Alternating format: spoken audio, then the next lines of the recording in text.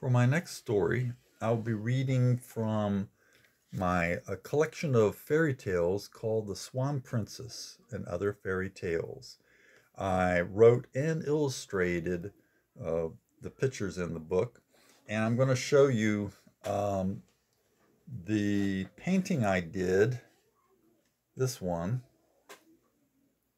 of the princess at her castle in Munich, Bavaria, and the swans she's feeding. And that is what is used for the cover of my book.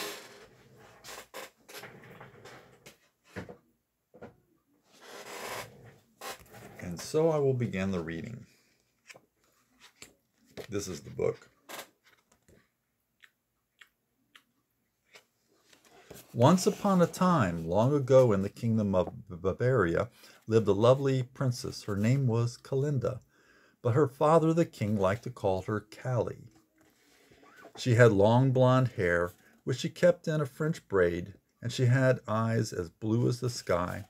The princess was very proud of the beautiful castle her father, King Otto, had built not far from Munich. It had a wide moat going around it, and the king had a flock of snow-white swans introduced to the castle grounds. Whenever the princess found free time, she could be found standing at the edge of the moat feeding the swans. She loved to watch them glide across the surface of the water so gracefully. Princess Kalinda spent so much time feeding and watching the swans that before long the people of Munich began to call her the Swan Princess.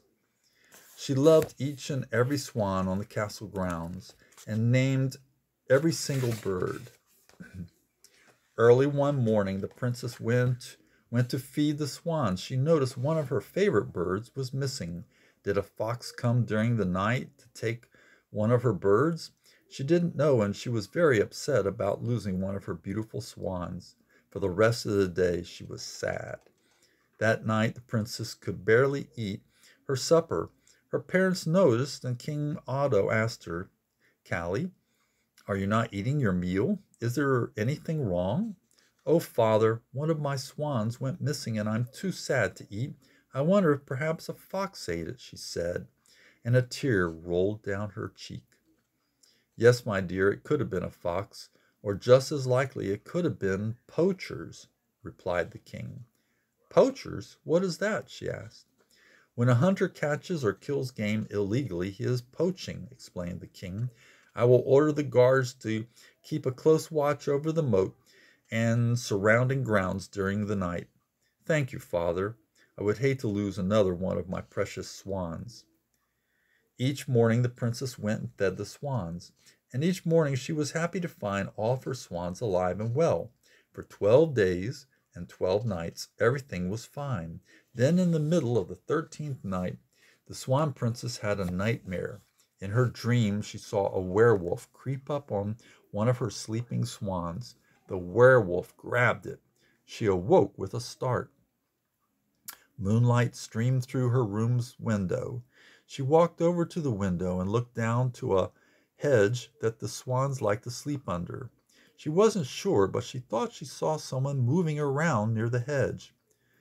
Was she just imagining someone down there? Or could there be a poacher about to take one of her birds? Yet she didn't want to wake up the whole castle, just in case it wasn't anything at all. So she put on a robe and crept down the stairs.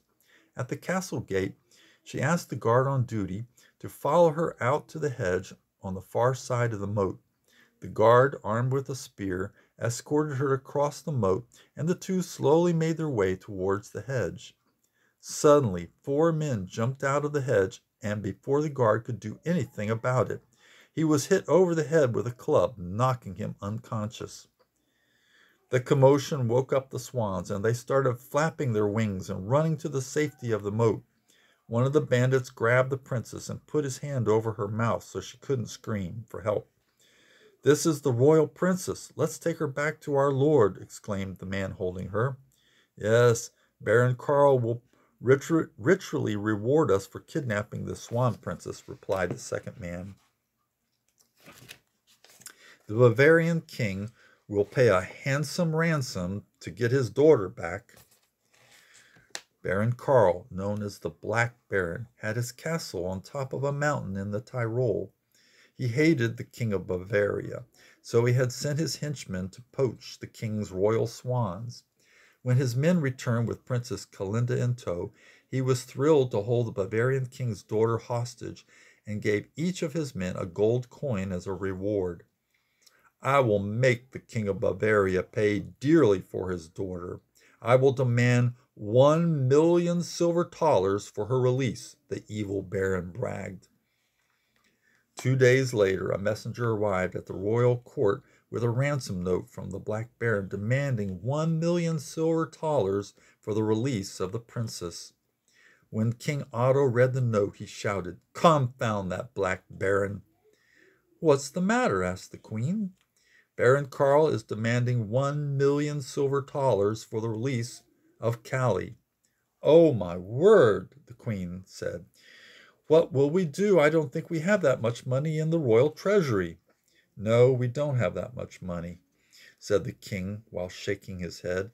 "And if I send an army to besiege his castle, it would take months to starve him out." News of the capture of the Swan Princess spread through the lands, both near and far. When word of the royal Bavarian family's plight reached the King of Bohemia, he mentioned it to his 19-year-old son, Prince Jan.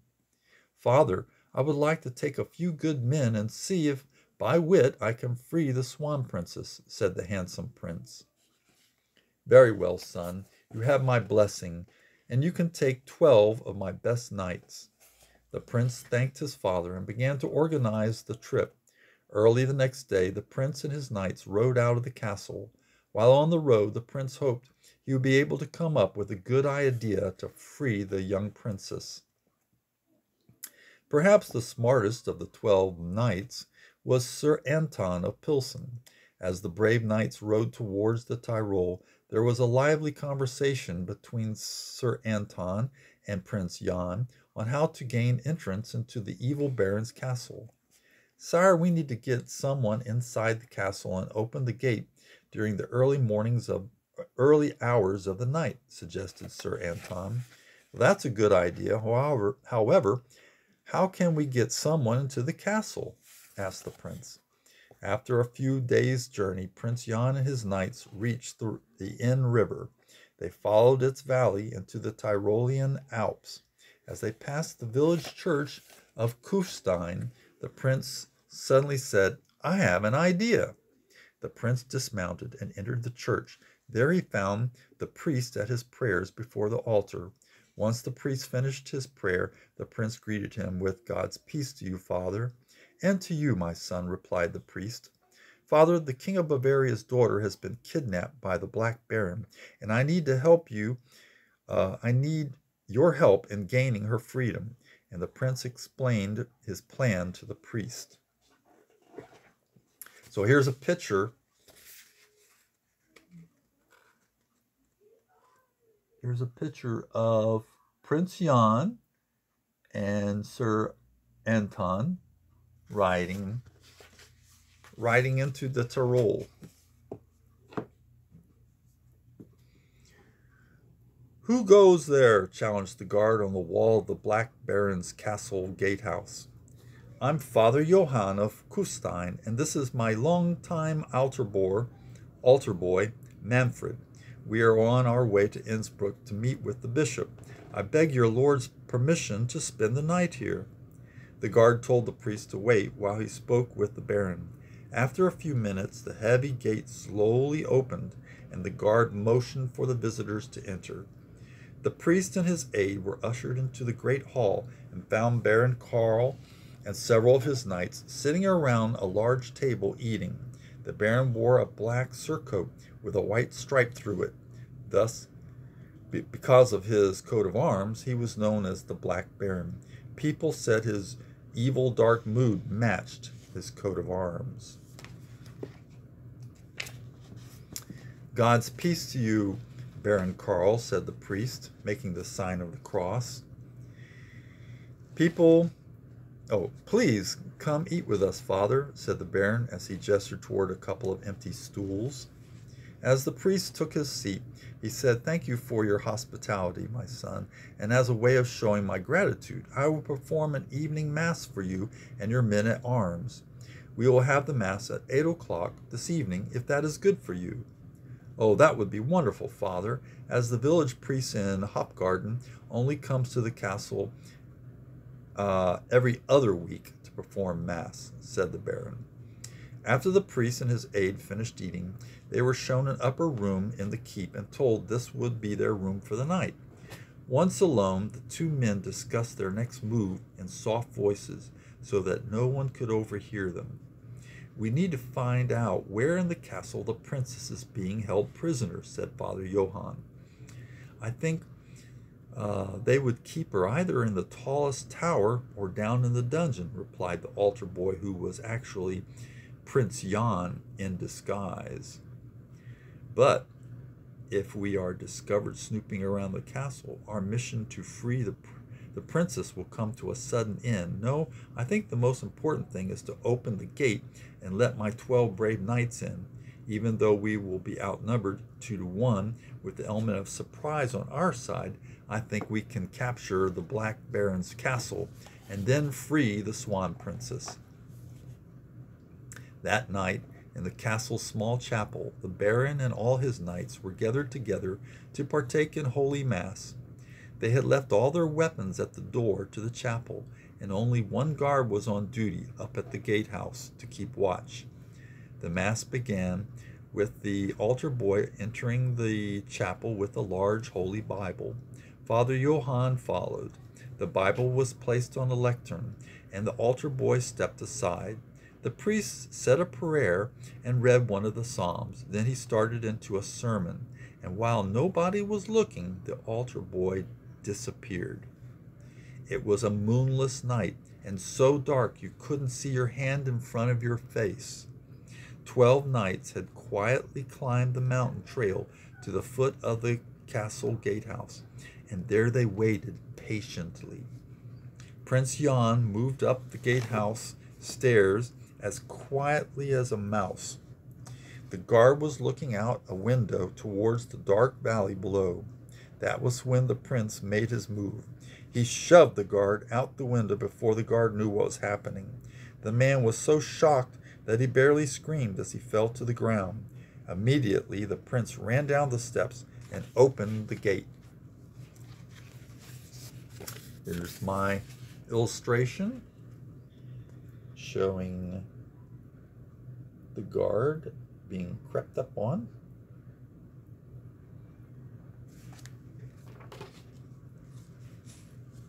In streamed the 12 brave knights, ready for combat. Prince Jan led them to the chapel, and with swords drawn, the 13 Bohemians rushed into the chapel, and the prince shouted, "Surrender, or you die!" Baron Karl was the only one of his men to be lightly armed. He had kept a dagger in his belt. The Black Baron jumped up and grabbed the priest, holding a dagger to the Father Johann's neck. "Drop your weapons, or I will kill the priest," shouted the Baron. Sir Anton saw that the evil Baron was standing directly under a chandelier. With a mighty swipe of his sword, he cut the rope that held the chandelier, and it fell squarely on the Baron's head, knocking him cold. The brave knight had saved Father Johann's life. Prince Jan took Sir Anton and a couple of the other knights with him in search of the princess. He found the tallest tower in the castle keep and ran up the spiral staircase as fast as he could. At the top of the stairs was a room with a locked door. "Princess Kalinda, are you in there?" shouted the prince, banging on the locked door. "Yes, I'm in here. Who is it?" asked the Swan Princess. "I'm Prince Jan, and I've come to rescue you." Then, turning to Sir Anton, he said, "I saw a bench at the foot of the stairs. Let's get it." The two men ran back down the stairs and carried the bench up to the locked door. All 4 men grabbed the bench and used it as a battering ram. They knocked the door in. "Princess Kalinda, thank God you have not been harmed," said the prince. The princess ran to the prince and threw her arms around him. oh, thank you, was all she could say, and she wept. The sun was shining, and fair weather clouds floated in an azure blue sky on the day that the Bohemian troops approached the royal Bavarian castle. Royal trumpets blew a loud welcome as the heroes trotted up to the castle. A smile came across the Swan Princess's face when she saw her beloved swans floating on the glass-smooth waters of the castle's wide moat. The king and queen rushed out of the castle and met the riders in the middle of the moat's bridge. "Thank God in heaven you are safe," said the king as he helped Kalinda down from her horse. "Father, you can thank Prince Jan and his brave men who rescued me," added the princess. "Tonight we will have a great feast to celebrate your return, and Prince Jan and his knights will be our honored guests," declared the king. So began a royal romance between the Swan Princess and Jan, Prince of Bohemia. 1 year later, the two were married in a huge wedding in Munich. A week-long celebration took place in the Bavarian capital, and the royal couple lived happily ever after. The end.